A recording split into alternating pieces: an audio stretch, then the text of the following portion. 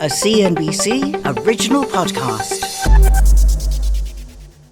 We all have to make big decisions in our lives, decisions that define and influence our professional and personal journeys. If you reflect on them, some were good, and some I'm sure you definitely regret. In my nearly 3 decades as a financial journalist, I've interviewed literally thousands of CEOs, politicians and market voices, and they all had to make decisions and choices to get where they are today.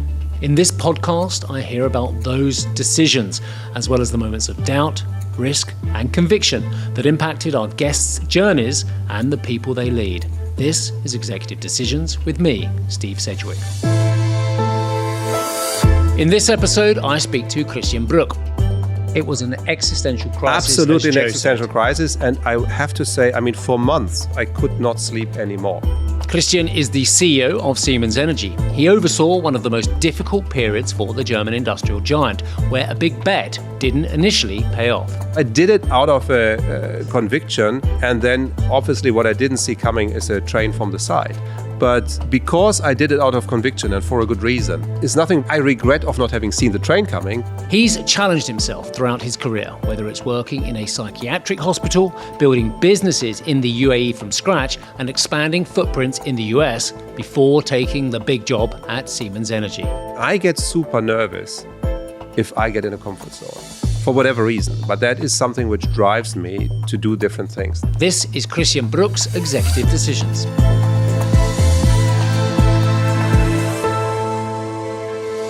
One thing I love about this show is that I get to find out about people who I think I've known for many years, but actually know so little about. Tell me a little bit about Christian Bruch and how he became a successful CEO at Siemens Energy. Where do you come from?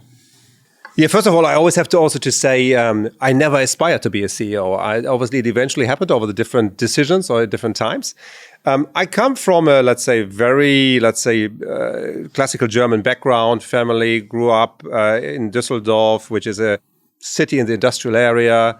But I always was a person who was very interested in competition. I did a lot of sports when I was young, athletics. And I love to compete. Were you a good student? Were you very academic? Did you always know you were going to do mathematical-based degrees? Just tell me a little bit more about the young Christian. No, I think, as I said, I was ambitious always, right? I liked school. I was a good school kid in that regard. I always did 2 things. I did a couple of languages at school because I love really these different cultures, different languages. And then mathematics. So it was really a kind of dual thing. I'm not the classical mathematics, physics, and only natural science base. I love literature. I love poetry. I love languages.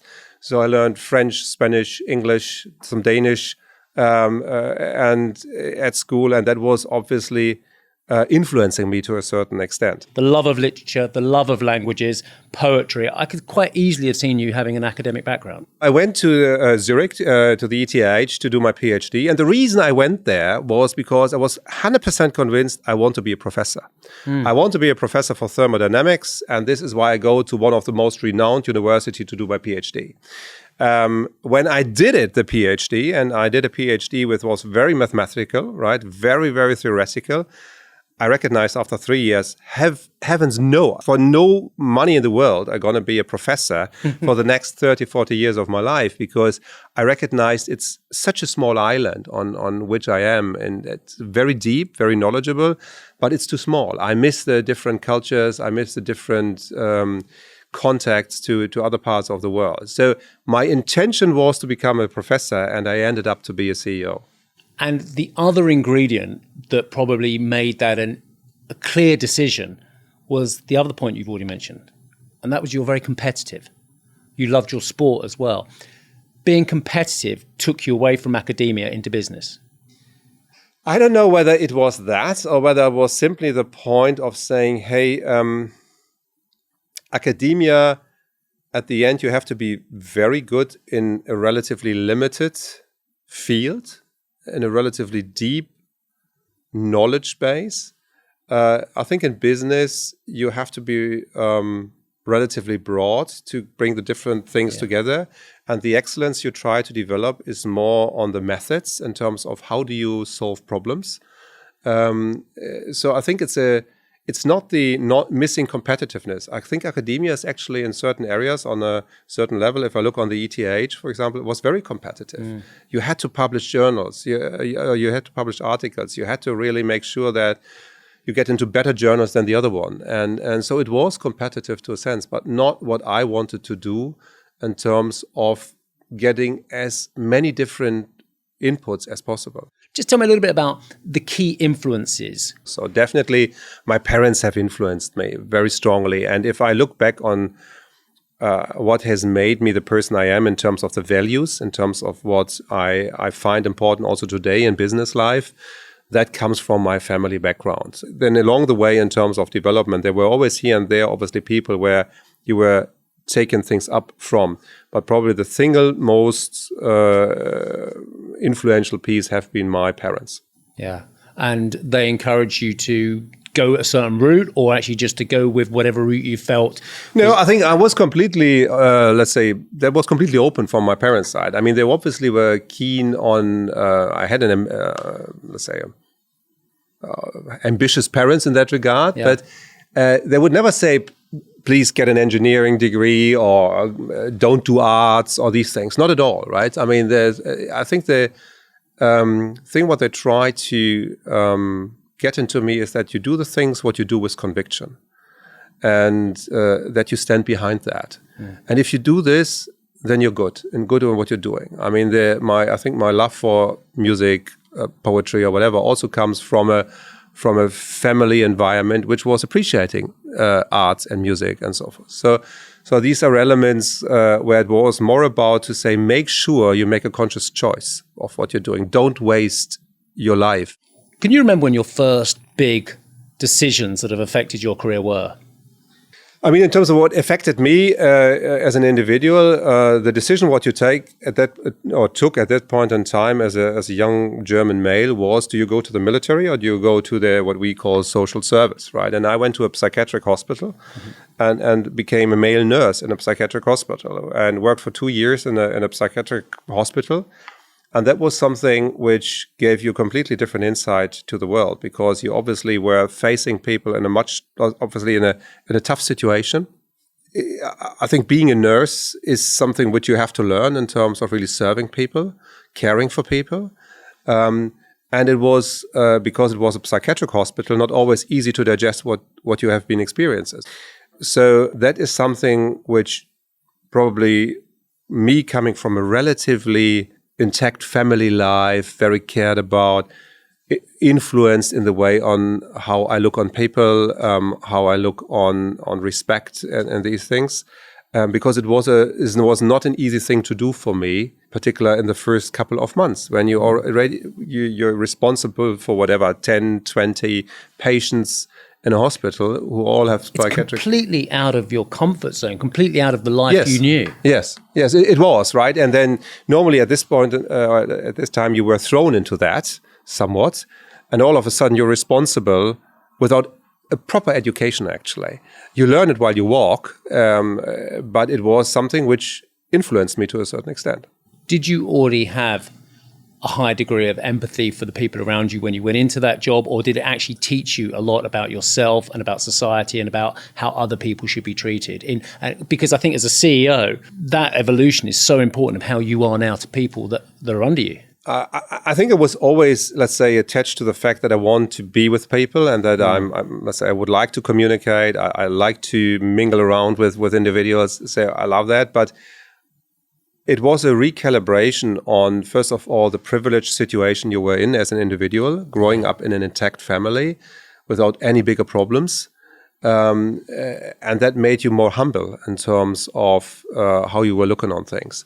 And this is still something which I believe I hopefully could preserve throughout the rest of my life in terms of recognizing the privileged situation you're in as an individual.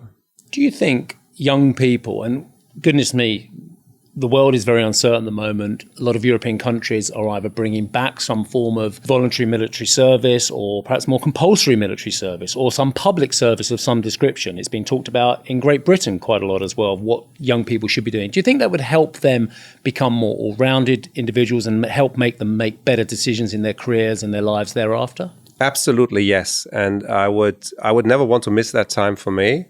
I, by the way, think the UK does a better job than, for example, Germany in this. I mean, my two daughters went to school in the UK. And if I see what they had to do in terms of service, how they get, let's say, exposed to that, I think that's much better already in the UK. But honestly, also the fact that it is your job to give something back to the society. And it's not about military. It's about certain people would like to do military and others would like to do more like social service or community service. It's just the fact that the society is only going to thrive if we recognize that we have to do something for it.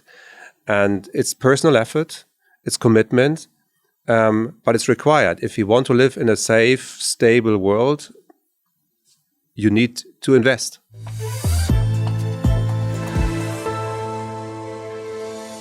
So you're very young in your career. You've done a couple of years of fantastic public service that has helped formulate who you are and what you think about the world. You've joined RVA and you're thinking, I actually want to see more of the world. I want to visit other countries and expand my knowledge base as well. How do you take that forward? What decision did you make to do that in practice rather than in theory? When I was with RWE, the first decision was I volunteered to move to the US, right, which was very unusual, right? Normally, RWE didn't send people to the US. I said I want to be with Siemens, which was a supplier at this point in time, and the factory was in the US in Pittsburgh. I said, I'm going to go there. I take my young wife and my super young daughter just born. So how old are you at this time, Christian? I was around 31, I think, or so, right? Yeah. And this is when we moved over and obviously recognized, hey, how it is to work in a different business environment, in a different community. And the other thing was obviously then to move away from RWE because it was clear that their business will be less international than other companies' business. And I came across an opportunity that time in Linde, which was an international business development, which actually was a very small team at that point in time. Linde was a number 5 in the industrial gas world, not very big company. But they were trying to venture out into certain new geographies. They were a very German company at that point in time. And they looked for a couple of individuals whom they can send abroad as pathfinders to explore new business opportunities. And that sounded awfully tempting, and it was. Is there something about, and you've referred to it a couple of times, maybe it's not the case now, but at some stage where you felt far more open-minded than the domestic opportunities that were available, that Germany wasn't at that time looking outwards enough for its businesses and indeed for its individuals as well, but you actually just wanted to get out there in the world and a bit further. You mentioned moving to Pittsburgh was so different compared to what companies had offered or what other individuals wanted to do. I think I always looked for opportunities where, hey, there's something new to learn. Yeah. And at the end, it's also a question for me, is that fun? I think you can only be good in your job if you really have fun and if you really enjoy what you're doing. And obviously, international exposure is an element to that. If I wouldn't do this job, what I'm doing, I would probably travel a lot. I travel a lot anyway, right? But I would travel a lot privately. Now I'm traveling by doing business and I'm really around the globe. And this is something which I find extremely rewarding. And at the same time, I'm looking for new challenges whenever I settle. I mean, one of the problems is, and this is also why I then moved on also to Siemens Energy, where is the next thing coming? Where is the new thing? Where is the challenge? How do you get out of your comfort zone? How do you make sure that you do not get lazy sitting in a certain role or job which you know very, very well? Yeah. And that is something I always found fascinating. I get super nervous if I get in a comfort zone for whatever reason. But that is something which drives me to do different things then. So that's been a key part of the decisions you've made in your career. Make sure you're having fun, make sure you're expanding your brain. Yeah, no, absolutely. And so it's always, if you take these decisions, half of it is emotional, half of it is fact-based somewhat, right? So, and it always has been, is that challenging enough? Can I excel? Can I influence something? And that has been for me always a driver. Tell me about in one or two quick answers, the key moments in your career at Linde as well. You were there 15 years, I believe, up until early 2020. Yes. Why was it such a great job for you to stay there? Why was it so great? Because 15 years is a long time at one company. 15 years is a long time. And I have to say, when I joined, it was interesting because my job was really to build up businesses elsewhere. And at that point in time, Linde was not set up as a company for that. They didn't have the structure. They didn't have the departments. So I was sent somewhere to a country. I was, for example, involved in building up the business in the Middle East. There was hardly anybody. There was one person in the Middle East sitting. There was no business at all on the gas side, really. And I went there and started to establish companies. I put up a joint venture together with ADNOC, the Abu Dhabi National Oil Company, a 50-50 joint venture with Linde. I was more or less literally on my own there, and I was hiring a lawyer, hiring a managing director for the next company. And you had complete freedom in terms of doing it without having the normal structure you would expect in a German corporate today, and which also Linde has today. But at that time, you had relatively high freedom of doing the things, and there was a big trust from the board members to say, okay, you do it, but you also have to deliver afterwards. And that was extremely rewarding in terms of doing it. This is what made it a big fun job. And then through that, and luckily some of these ventures have been successful, and some of it You sound like an entrepreneur. You sound like very, and I don't mean to characterize and mischaracterize the nature of German business, but it historically has been quite rigid in how decisions have been made. You've mentioned Pittsburgh and RVA and working with Siemens. You know, you've mentioned Linde and setting up with the UAE, and I had one other person, and I got the lawyer, and I did this, and I set up with ADNOC. And it sounds incredibly entrepreneurial for a German businessman. Yeah, I mean, don't put the German business people in the wrong spot, right? I think there's a lot of people who love to influence things and love to impact. And yes, whether it's German or not, but in a big corporation, sometimes you get overly bureaucratic. Siemens Energy today is in certain areas overly bureaucratic. And that's not German business. No, and that is not German. I see that elsewhere, right? But at the end, what you want is you want to see that you get things done. You want to, and when you see that somebody has built a plant and is operating there and is producing whatever, right? Gas, chemicals. I mean, you really have built something. So you always have an entrepreneurial element in any business situation. The reason why I enjoyed Linde so much, it gave you an enormous, great playground at this point in time because they were missing the structures. Out of scarcity, they had to accept certain approaches which they would not accept today. And this was a privilege to have that situation, because what it did to me is I did learn simply a lot very, very fast. You had to do the financing, you had to do the contract, you had to do the technical concept, and you had to negotiate with customers who are from a culture which you didn't know. And that was an extreme privilege of doing that. That changed over the years, and then 15 years later, we had a lot more structures. You would probably not been able to do that the same way today. But the interesting piece was I had the privilege to be at spots when a lot of things were happening without structures. You had a privilege, but you put yourself in those situations. You have made conscious decisions, I would suggest, as the witness for the prosecution. I think you've made conscious decisions to put yourself in those places where you are creating businesses. No, absolutely. And I would say I made conscious decisions to volunteer for jobs where other ones necessarily maybe not immediately raised their hand. And I still do this. I still like to do this today also, in terms of, hey, there's a role open, something to do. Yes, I do it. And then afterwards I think, hey, maybe I should not have said it so quickly and thought first. But it intrigues me so much to start something new. And in that regard, I definitely was never shying away from it. I was rather jumping into it. But that was the person who I am, right? To me, one of the biggest decisions you've ever made in your career is becoming the CEO of Siemens Energy. Is it to you one of the biggest decisions you've made in your career? Yes, probably. I was, from a business perspective, yes. I mean, there is obviously other elements before, but I have to say it was a decision which I made without recognizing what it means. That's quite an admission. It took me years to learn what it means, how people look on a CEO, I have been 6 years a board member before I took this decision. And I thought, look, I'm running a decent business in the Linde world, and I was sitting on the board. We were doing the merger with Bruch there. So I'd seen a lot of things, I thought, right?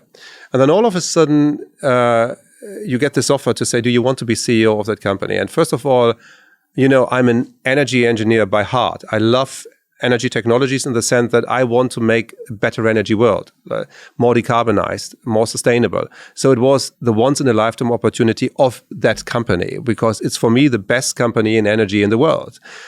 But what I did underestimate is what it means to be a CEO in terms of people look on you as really in a role where they either follow you or don't follow you, whether they see you as a face of the company, whether what you say and what you do has a wider range of impact than you anticipated before.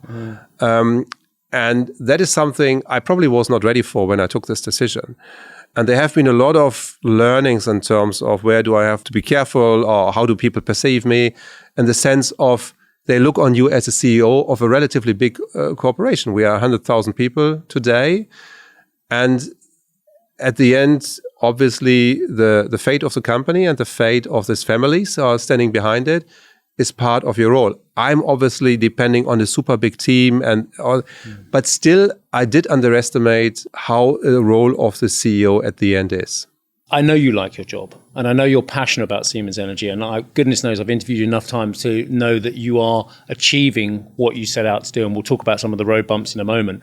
But does it sit very heavily on you? Does it weigh on you, that responsibility? Because it was, as I say, one of the biggest decisions you ever made. I have to say where it did sit heavily on my shoulders was when we had to announce the losses in wind. And the company was really going to a situation where you were not sure, does it survive in that setup or not? It was an existential crisis. Absolutely an existential crisis. And I have to say, for a month, I could not sleep anymore, right? Maybe 2 to 3 hours, but that's it, right? And it really weighed heavily on me because it was clear for me, I take this accountability. I took the decision to buy out the minorities. I didn't see that train coming. Siemens Gamesa. That is in the purchase Siemens that was made in 2022, which was, again, an enormous pivotal decision for Siemens Energy. Exactly. I wanted to ensure that I build an energy company which can help really transition the customers from, let's say, a more fossil-based generation to a renewable generation, together with the electricity grid behind it. The wind piece, I believe, is a vital part of that. And I took this decision. And then we got hit in 23 by 4 billion of losses, which we had to book in the particular because of quality problems in onshore, which we have not seen coming. And obviously this brought an existential crisis. And then you recognize it's depending on you also to stand in front of the employees and the people saying, we're going to fix that. We're going to work through it, stay calm, because you were the crisis company at that point in time. And that is something where I have to say this was the toughest time of my professional life. Today, no, it doesn't weigh hard on my shoulders in the sense of that I don't love to do every day my job because I have an incredibly strong team around me. I really have the privilege also to work with board colleagues who are tremendous. And we are successful at the moment. Yes, obviously, it is something where I say, hey, what's all going to come in terms of geopolitics? What is the multiple crisis coming? What do I have to see? But I also see that we have the means and the capabilities to tackle it. I don't know everything what we're going to do in 5 years, but I know that I have a very, very powerful organization. But these 23 time frame, I never, ever want to experience again. I'll come to the present in a short while, but I think, well, one thing I want to say is very personal, actually. You stood up during that period. I remember interviewing you time and time again. And I've known other CEOs and chairmen and presidents of companies who haven't turned up in front of the camera for years when there's been a crisis. You turned up and you were on CNBC and the other business channels and you took the interviews. I thought that was very brave, actually, given what you were going through. Well, you talked about, I think, and I'll put it in my words, it's affecting your health, it's affecting your sleep as well. Was that just the hardest time in your professional life? Absolutely, yes, right? And it also brought me to the edge because you are in a situation where also... Did you think about walking away? No. First of all, if you are in the situation, your job is to walk through that. And at the same time, I had a discussion also with my supervisory board to say, look, if you believe anybody else could do it better, I'm more than happy to manage this correctly. I will stay on board as long as you want me, because I'm going to fix that. But I will also not stand in the way if you find better solutions. So it wasn't just an existential crisis for Siemens Energy, and sorry for interrupting. The decision to buy out the minority shareholders in Gamesa was a decision which actually threatened your entire career and you as the CEO. Yeah, sure. But I mean, it's also, when you take decisions like buying out the minorities, you know that you take a certain risk. But I also took it because of the strong conviction. At that point in time, it was not clear what gas going to do, how this develops. Everybody believed gas going to go down, renewables going to go up. I had to do something with the 20,000 people I had in gas at that point in time. If the gas market would have gone down, I have to move people somewhere. I couldn't restructure 20,000 people.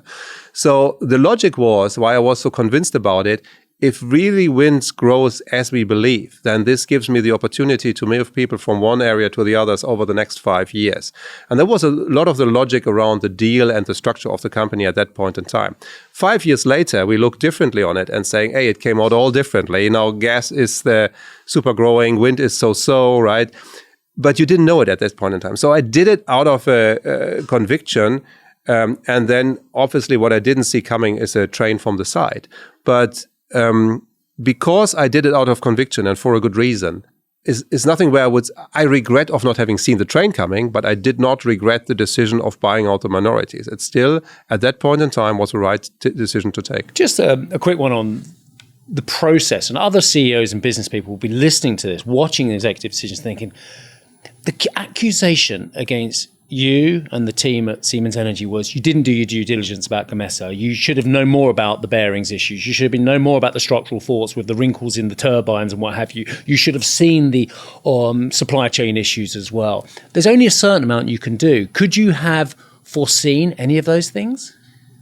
Well, if I could, I probably would have done it. But I mean, I said the same to me every night, right? In the moments you weren't sleeping. Yeah, sure. I mean, this was to say, what did I miss and why didn't I not see it? And absolutely. And I let down investors and I put the company at risk, right? So it is something which I take very, very seriously. But I know that we have done a very decent diligence. I know that obviously we have been sitting also before Siemens Energy times on the board of Siemens Gamesa. People have discussed it and we have not seen it and identified it to the extent which was coming.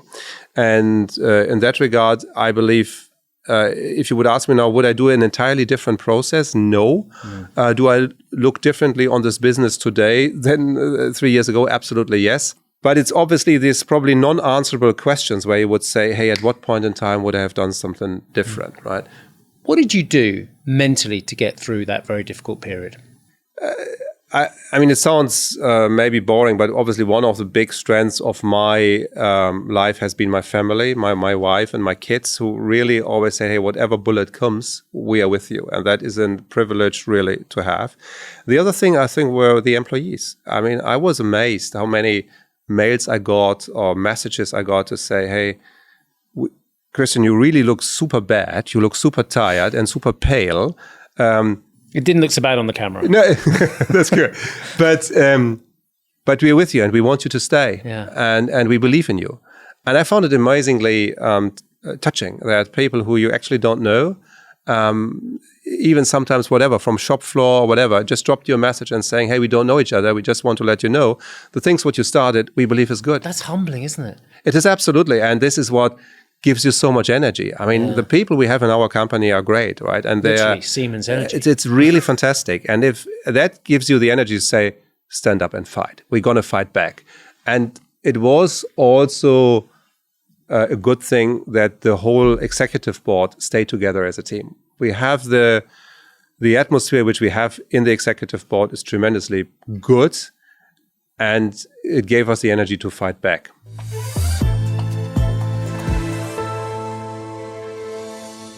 Just a bit on the family, one word. You and I are both runners. And when I'm running a long race, and if I see my family at a halfway mark on a marathon or something, the emotions, you just think, oh, I'm going to say hello, I'm going to wave, or have you. The emotions when your family are there supporting you, when you're going through a really tough physical and running a race is a mental issue as well. It's overwhelming. That must have just been kind of just so fantastic, your family just being there for you throughout all this. It is, yes. However, I have to say, whenever my family now, let's say, listens into this to this session, I have to say, yes, and I'm extremely grateful for that. However, the people who suffered most in my professional life is my family at the same time, right? Yeah. While I rely heavily on their support. So let me ask you about the work-life balance decision you make on a daily, weekly, monthly basis. Do you get the balance right? No, never. And I'm so passionate about what I'm doing in my professional life that I too often choose to let the family down in front of the work, not because I say out of career aspirations, but just because I'm so fascinated by what I can achieve and what I can do. But I missed a lot of time with my kids. I missed a lot of time with my wife, which I should have spent better with the family than going into the office or going to a construction site. So absolutely, I do not get it right. And I still do not get it right today. The good thing is that my kids and my wife both recognize that, hey, this is what he likes to do. And this is why, and he still loves his family. And I obviously try to sneak in here and there weekends with my family just to escape. But on an average, I would say, no, I don't get work-life balance right. And I wouldn't know how. Will there be a time when you make a decision to walk away from high-level CEO, C-suite business for the sake of your family? There will be, absolutely yes. There will be a time when I walk away. I always tell it my wife. I gave her. But it's not for another 5 years. I know that for a fact. And you and I will both be. I don't talk about you this and I now. will both be exactly the same age in 5 years. No, but time. absolutely yes. And because I also believe, there's a maximum time on C-level where you can be effective, and you have to be careful not to believe forever that you're a good CEO or a good C-level person. I think there will come the point in time when I'm relatively convinced that I'm not helpful for the company anymore. I'm just going to jump in there. Try telling that to your chairman, because your chairman is a veteran of business. He's an extraordinary man who I'm going to speak to on this series at some stage as well. I see no sign of him slowing down, so why should you slow down? Don't underestimate Joe. Joe has changed, I think, a lot. At least working together with him, it's because he is. This is Joe Kaeser we're talking about. Yes, and he is obviously acting really as a supervisory board chair in the sense of supervising and advising at the same time. Yeah. But he's not, let's say, an active CEO type of person at the moment. So I think he also has changed. And I'm not saying that I will not be involved in anything or whatsoever, Sure. but obviously I think as a CEO, I think there is a limited amount of time where you can be really effective, particularly in a world which changes so fast. Actually, this is not the question I thought I was going to ask, but Joe Kaeser is a man who I've had the privilege of interviewing for my entire career as a journalist. He is a fantastic grandee of German business as well, of Siemens especially. How is it making decisions when you've got such an important high-profile chairman who's not acting as an executive chairman, but just there? I mean, is it the sounding board? You make the decisions? I mean, how does the dynamic work in decision-making with you and Joe? First of all, I have to say we didn't know each other very well when I started, right? We knew from, let's say, business communities, but we didn't know so well. And it has developed over the last years pretty well. And it is, for me, sounding board sounds too little, right? Because it is really an advisor and Joe knows a lot, right? But he would never, ever step into a decision where I would say, I'm convinced I need to do that. He would rather than find the ways in terms of supporting. So he very clearly says, and this is what I'm saying, he has changed a lot and he does it smartly. He very clearly allocates the accountability of the CEO to the CEO and not to the supervisory board chairman. And in that regard, he tries to give his view, but very clearly he would never let you out of this decision-making. And it's good. And I would not also give it away, right? But in that regard, it works good. I've only got a couple of minutes left of your time. Siemens Energy has moved on incredibly from the existential crisis of 2022, 2023 to where you are now. I looked at the most recent numbers. We've interviewed you recently. Things are looking great. Demand is through the roof. Data center demand driving a lot of that as well. How different is the decision-making process now for you, given that things are going great compared to how tough it was then? Are you feeling very different about how you're making decisions? Well, first, a couple of things have changed. First of all, the external perception is very, very positive. I think we have a lot of internal and your homework. Shares have gone through the roof. Yes, but I think, let's say, performance-wise, we are not there where the company needs to be. So we will need to do the heavy lifting now. The organization has matured. I mean, don't forget, we're just more or less a good 5 years an independent company. The whole leadership team has matured. So it's a different world in which we're acting. And a lot of things, let's say, I'm not involved anymore, and which gives me opportunity to look ahead a bit more than maybe 5 years ago. But at the same time, I think what we have to do now as a company is really crystallize the value which is in it. We have been enjoying great tailwinds now over the last years. It's a fantastic market. We have not exploited this performance potential which is in the company today. And that is the job over the next years to come. Make decision-making differently in the company, decentralize more decisions, get bureaucracy out. These are the elements what we now need to do. We do it in a supermarket environment, but I'm not satisfied with the performance of the company in the sense of financial performance yet. So there is still obviously work to be done. The world has made a decision, it seems, to slow down on its drive to net zero. There is a degree of pragmatism which I didn't see on energy sources that I didn't see a couple of years ago that I do see now. Is the world, and I know that you are passionate about climate. I've read a lot of what you've had to say about being the biggest challenge to the planet, full stop at the moment. Do you think we're making wrong decisions in our approach to being more pragmatic about our energy sources now, or should we be going more aggressively ahead with the energy transition? Unfortunately, the situation is that you always need to keep the balance, obviously, to get the acceptance in the society to drive it. And I would love to see it move much faster. I think we all recognize that we are moving towards whatever it is, 2.5, 3 degrees. We will see flipping points coming faster than we think. So I think we are, let's say, ahead of a relatively difficult journey. Unfortunately, human beings are the way that they only recognize problems which impact themselves just briefly before it hits them. And that is a disappointment. So I would love to see decarbonization faster. At the same time, what we are trying to do as a company is to provide stepwise element, and this is a pragmatism, what you're saying, to balance that out. The need for electricity to make societies thrive, and having an acceptable reduction in CO2 levels of production. This is why we push gas. Do I want to get out of gas at one point in time in terms of it's a CO2 generating? Yes, absolutely. We would love to have hydrogen in the gas turbine. Can I do it at this moment? No, but I think the equipment, what we provide, at least makes it better compared to today's infrastructure. So I think you have to have a certain pragmatism.